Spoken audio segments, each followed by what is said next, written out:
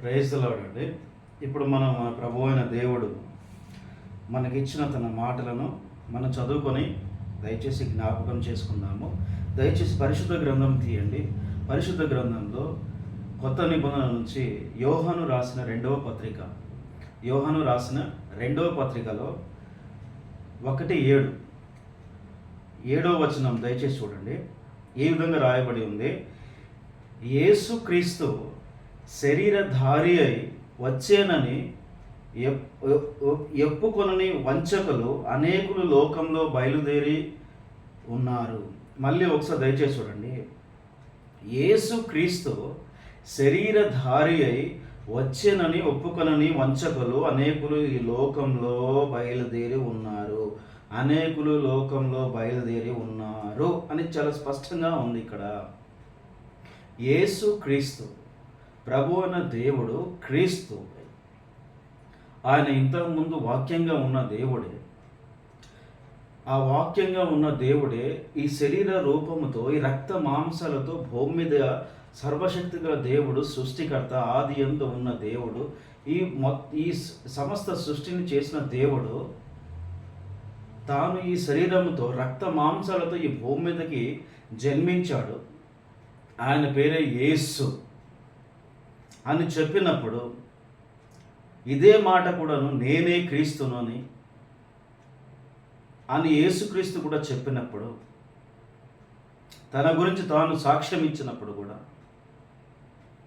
ఒకరు ఒప్పుకోలేదు, కొంతమంది ఒప్పుకోలేదు. అందులో ఎవరు ఉన్నారంటే పరిశుద్ధ గ్రంథం నుండి పరిసయ్యులు ఎక్కడికి వెళ్ళినా కానీ ఇజ్రాయేల్ ప్రజలు అన్యాయంగా ఏమీ తెలియని ప్రజలందరినీ కూడాను క్రీస్తుకు విరోధంగా చేసి, క్రీస్తుకు విరోధంగా మాట్లాడేలా చేసి, క్రీస్తుకు విరోధంగా నడిచేలా చేసి, క్రీస్తుకు విరోధంగా మాట్లాడే విధంగా, క్రీస్తుకు విరోధంగా అనేకమైన ఆలోచనలు చేసే విధంగా ప్రజల్ని వీరు ఈ పరిసయ్యులు యేసుక్రీస్తుని అసలు ఏ మాత్రం కూడాను ఇతనే క్రీస్తు అని, యేసే క్రీస్తు అని, ఆయన శరీరధారి అయి భూమి మీద జన్మించడం అంటే ఎట్టి పరిస్థితుల్లో ఆయన నమ్మలేదు.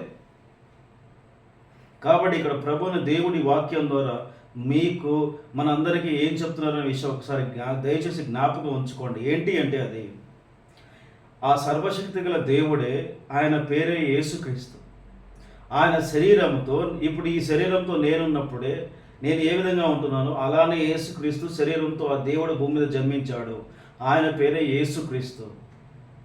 ఈ మాట ఆయన యేసుక్రీస్తే నేనే క్రీస్తు అని, నేనే మెస్సి అనే విషయం చాలా స్పష్టంగా ఆయన చెప్పారు. ఆయన నమ్మలేదు. చాలామంది అందులో కొంతమంది నమ్మలేదు. ఆ నమ్మని వాళ్ళందరి గురించి దేవుడు ఏమంటున్నాడో తెలుసా? వాళ్ళందరూ ఎవరంట? వంచకులు అంట.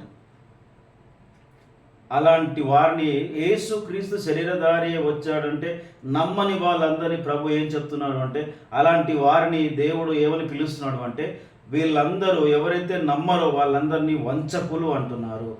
అలాంటి వాళ్ళంట ఈ లోకంలో చాలామంది బయలుదేరి ఉన్నారంట. ఇప్పటికీ కూడాను యేసే క్రీస్తు అని, ఆయనే సర్వశక్తిగా దేవుడు అని, దేవుని కుమారుడని, శరీరంతో జన్మించాడు కాబట్టి అతని కుమారుడు అంటున్నాము. ఆయన దేవుడని ఎంతోమందికి సువార్త కానీ వాక్యం కానీ చెప్తా ఉంటే చాలామంది నమ్మట్లేదు. నమ్మకపోవడం కాకుండా ఈ విషయానికి ఆయన యేసుక్రీస్తు దేవుడు కాదు, దేవుని కుమారుడు కాదు అని, అతని గురించి వ్యతిరేకంగా మాట్లాడడానికి చాలామంది బయలుదేరారు అని దేవుడు చాలా స్పష్టంగా ఇక్కడ చెప్తున్నాడు.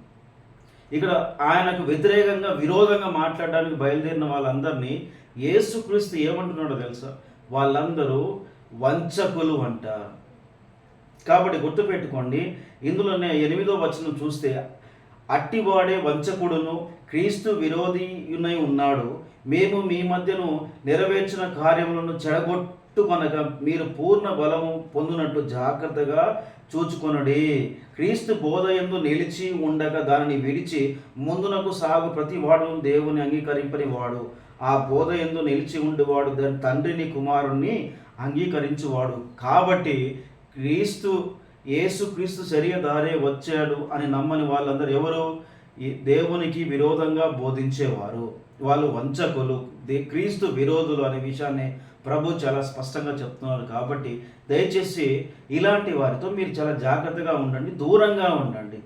ఎవరైతే నమ్మట్లేదో వాళ్ళందరికీ దేవుని గురించి చెప్పండి. దేవుని వాక్యాన్ని గురించి చెప్పండి. కానీ వాళ్ళు ఏ మాత్రం కూడా నమ్మకుండా క్రీస్తుకు వ్యతిరేకంగా మీకు ఏదైనా చెప్పారనుకోండి, బోధిస్తున్నారనుకోండి, వాళ్ళు ఈ క్రీస్తుని నమ్మని వారు అని, వారు వంచకులని, క్రీస్తు విరోధులనే విషయం మీరు తెలుసుకొని వెంటనే వారికి దూరంగా ఉండి మీరు ప్రభు అయిన దేవుని ప్రార్థన చేసుకోండి. ప్రభు అయిన దేవుడు దయచేసి ప్రభు ఎవరైతే మిమ్మల్ని శరీరధారి అయి వచ్చాడు అనే విషయాన్ని ఇంకా ఇప్పటికీ నమ్మట్లేదు, దయచేసి ప్రభు వంచకులుగానే వారు భూమి మీద ఉంటున్నారు అనే విషయం మీరు దయచేసి చెప్తున్నారు తండ్రి. దయచేసి ప్రభు అయిన దేవుడా మీ దాసులను ఇటువంటి వంచకులకు దూరంగా ఉంచండి తండ్రి. దయచేసి కృపగల దేవుడా, దయచేసి ఎవరైతే ఇంకా మిమ్మల్ని నమ్మలేదో వారిని దయచేసి నమ్మేలా వారి హృదయాన్ని దయచేసి మీరే ప్రేరేపించమని మీ అతి పరిశుద్ధమైన యేసుక్రీస్తు నామములో మనస్ఫూర్తిగా ప్రార్థించి వేడుకుంటున్నాను తండ్రి. ఆమెన్. Praise the lord.